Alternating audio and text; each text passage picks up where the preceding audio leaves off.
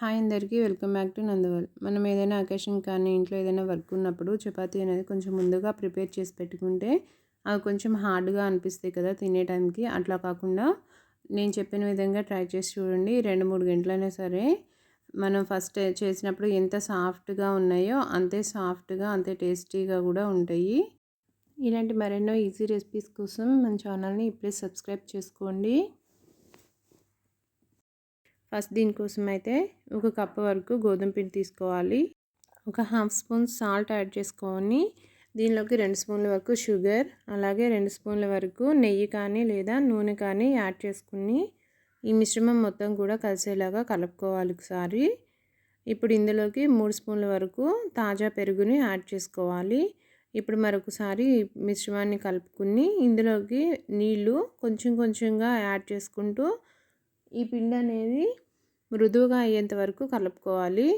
ఒకసారి ఇలా రెడీ అయిన తర్వాత ఒక 10 నిమిషాలు దీన్ని బాగా వత్తుకున్నట్లయితే మనకి చపాతీ అనేది చాలా సాఫ్ట్గా అలాగే ఎక్కువసేపు కూడా అంతే మృదువుగా ఉంటుంది.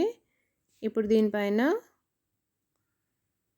ఒక స్పూన్ వరకు ఆయిల్ యాడ్ చేసుకుని ఇది మొత్తం కూడా అప్లై చేసుకుని ఒక 10 నిమిషాలు తడి క్లాత్తో కానీ లేదా ఏదైనా బౌల్తో కవర్ చేసి పక్కన పెట్టేసుకుందాం.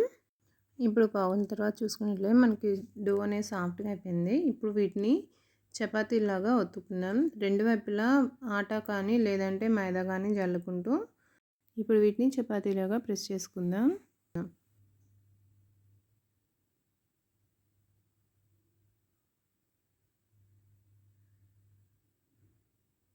చపాతీలు అనేవి మరీ పలుచగా ఉండకూడదు, కొంచెం మందంగా, అలా అని మరీ మందంగా కాదు పలుచగా కాదు, మీడియం సైజులో చేసుకోవాలి. ఇప్పుడు వీటిని హీట్ అయిన ప్యాన్ మీద వేసి ఒక సెకండ్ తర్వాత రెండో వైపు టర్న్ చేసి నెయ్యి అప్లై చేసుకుంటూ రెండు వైపులా కూడా వీడియోలో చూపిస్తున్న విధంగా వచ్చేంత వరకు కాల్చుకోవాలి. అలాగే మిగిలిన చపాతీలన్నీ కూడా చేసుకోవాలి.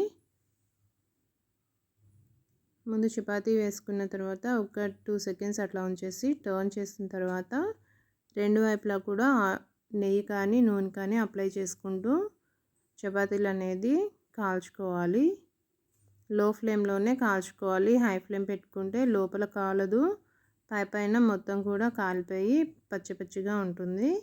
అందుకని లో ఫ్లేమ్లోనే కాల్చుకోవాలి. ఇలా అన్ని చపాతీలు కాల్చుకున్న తర్వాత ఒక ప్లేట్లోకి తీసేసుకోవాలి. ఇప్పుడు దీన్ని ఏదైనా రైతా కానీ లేదంటే ఏదైనా కూరతో సర్వ్ చేసుకున్నట్లయితే మనకి ఎంతో టేస్టీగా చాలా మృదువుగా ఉండే చపాతీ అయితే రెడీ అయిపోతుంది. చూసారు కదా, ఎంతో సులువుగా చేసుకోవచ్చు. ఇలా ఈ టిప్స్ కనుక ఒక్కసారి ట్రై చేసి చూడండి, మీకు చాలా ఈజీగా అయిపోతుంది. 2-3 గంటల పాటు ఎంతో సాఫ్ట్గా ఉండే చపాతీ అనేది చాలా ఈజీగా చేసి తీసుకోవచ్చు. ఈ రెసిపీ కనుక నచ్చినట్లయితే ప్లీజ్ లైక్, షేర్, సబ్స్క్రైబ్ చేసుకోండి.